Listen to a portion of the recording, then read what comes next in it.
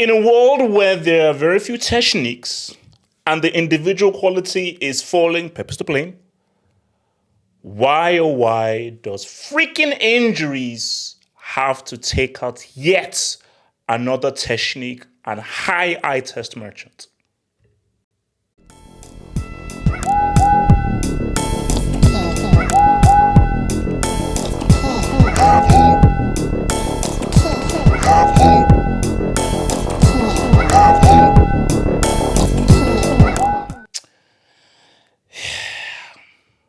He's out. Your boy is out. And I think this is an image that we don't like. You see, a player has agency over his injuries. Sorry. A player has agency over his performances, how he plays, what he does against specific teams, his decision-making. Malin, are you listening? One thing a player has no command over are injuries. Now, sometimes that could be true because if like your conditioning is bad, your fitness is bad, and you don't take care of yourself outside of the game, that may be down to you. But more times than not, you may do all those things. Eat the right things, good conditioning, great training before and after games. But biology is biology. Life is life. And life is gonna life. Life is gonna life. You know? Just like imagine if there were no injuries. Imagine what Van Basten could be. Imagine what Santi Cazorla could be. Imagine what freaking Ronaldo Nazario could have been without injuries. And the same thing's happened to Thiago, where, like, into his 30s, I think he's like 32 or 33. According to Fabrizio, he's going to go out. Like, and you can't blame Liverpool, because for Liverpool, I'm sorry, I hate this saying because it's an annoying saying, but it is true. I really hate this saying, but it is true. The one of the most important aspects to have is availability. You could be the best player in the world. If you're not available, you're useless. You're useless. But we want to just, because remember, the first time I saw your boy Thiago was at Barcelona. And I was like, okay, yeah, what's the guy? He's Brazilian, so who is this guy? And it's so funny when they say, okay, who his dad is. And that's why I have this this jersey up there, because his dad is linked to this jersey there. Because his dad is none other than your boy Mazinho. Now, for most of you guys, we're not born. So this is the 94 World Cup. This was Netherlands against Brazil. I think it was a quarterfinal, I believe, where Brazil won 3-2. And this is the first time that they did the whole rockabye baby celebration, because I think Romario had just had a baby, so they did the whole rockabye baby thing. And obviously that's obviously Romario, Bebeto, and Mazinho over there to the left. So yeah, his dad.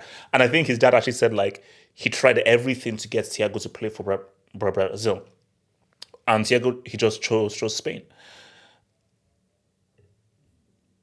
This may sound crazy, and I really don't care how people take this. I'm going to say it. An injured Thiago is better than most of the Brazil team right now. So him injured, him at 20%, he's still better than most of those bums that call themselves Brazilians right now. So Brazil could use him now. So it may be happening to get into the Spain team. Brazil could use him now. So when I saw my Barca, they're cool. But see, this is the issue. See, if this Thiago was in Barca now, he'd be already starter. He'd be a full-on starter. Excuse me. What's that bomb? Romeo or whatever it's called? No. So if he was like this, but now he'd be a starter. You are coming through. This is the Xavi era, Iniesta era, Busquets era, Messi. This was arguably Barca's greatest ever. No, wait, no. What do you mean? No, this is Barca's greatest ever era. So he was coming to the ranks when Barca were literally having the greatest ever talents that they've ever had as a football club. So he had to move. And he had to move to pretty much prove himself. And I think that this was his highlight, 100%. And I think when you saw what he was able to do on the ball, how he always had his head up, his natural technical ability, that of course, came from his father, Mazinho, and how he was able to dictate midfield, his excellent decision-making, and just at a very core level, his footballing ability and technique, he was pivotal to Bayern saying, well, what's up? And I think For him, he knew that this showed you that he was right. Because people would have said, oh, no, come to Barcelona, you don't leave Barca, it's a special club, keep staying, keep staying, keep staying. And I'm now seeing what that Bomas Laporte is doing. But he's like, no, no, no, no, I have to go to a place where I'm appreciated and I'm celebrated. I'm not tolerated, but I'm celebrated, and a place where I'm guaranteed to be a starter. And Thiago Alcantara, without injuries fully fit, starts for most teams because he was that talented. A great, superb talent. And I think what you saw on the biggest club stage in the UCL was what this guy was able to do and his amazing footballing ability. So he's sad that this has happened. But like it's very hard for me to, because I've never been in that position, but it's very hard for me to even talk to somebody where you've given so much to this game. This has been your career, and it's been taken away from you through no fault of your own. And they say, what is the bright spark? The bright spark, you have to look at some bright sparks. How many guys win a Champions League? One. And how many people are critical members to a Champions League dub? That's two. Again, Thiago Alcantara was not, well, he was not Timo Werner. He was a great, great, great contributor to that band side that were freaking superb and amazing. So you won a UCL. You're part of a treble. And that is something that you can pretty much go away of, hang your hat of that. I was part of one of Bayern's greatest ever sides, helping them to a Trebinski.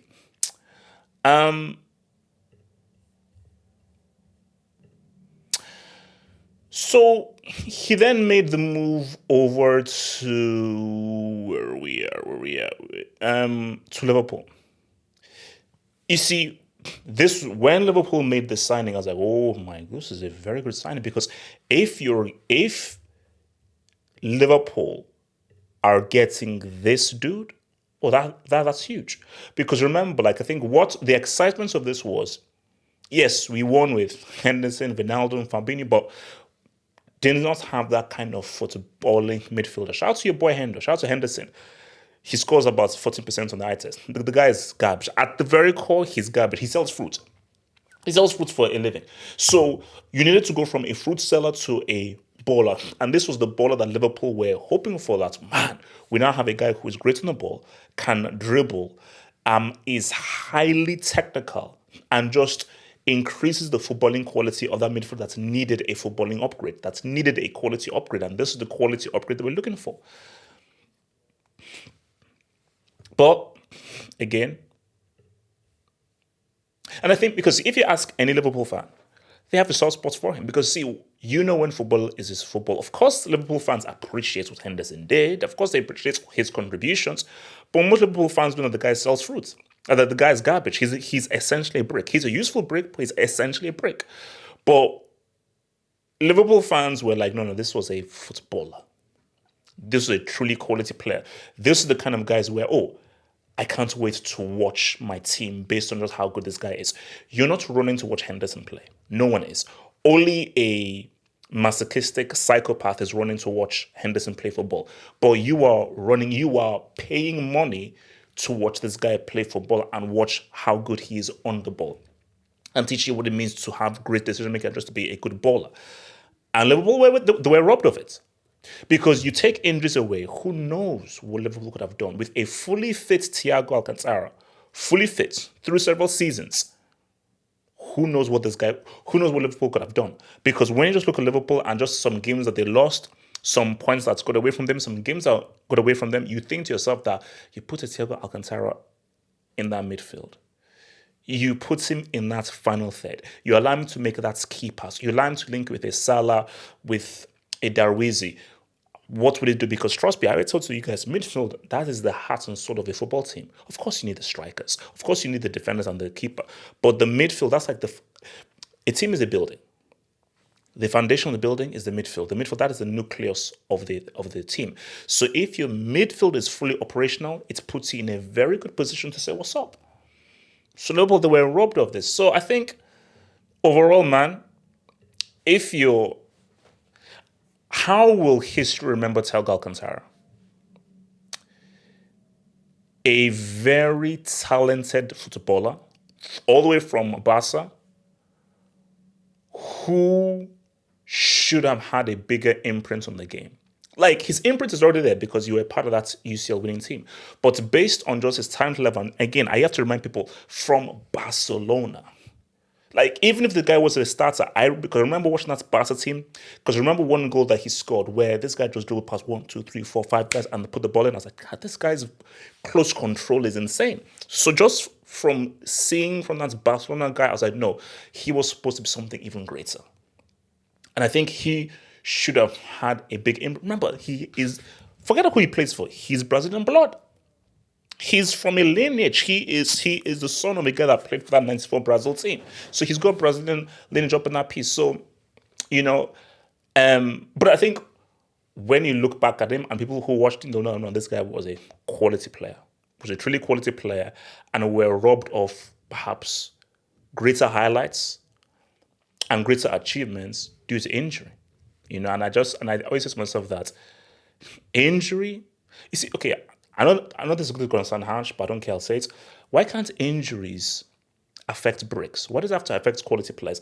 That sounds crazy. I know it sounds crazy, but I don't take it personally, but I'm sorry. I can only speak what's on my mind. Why can't injuries stop bricks from playing?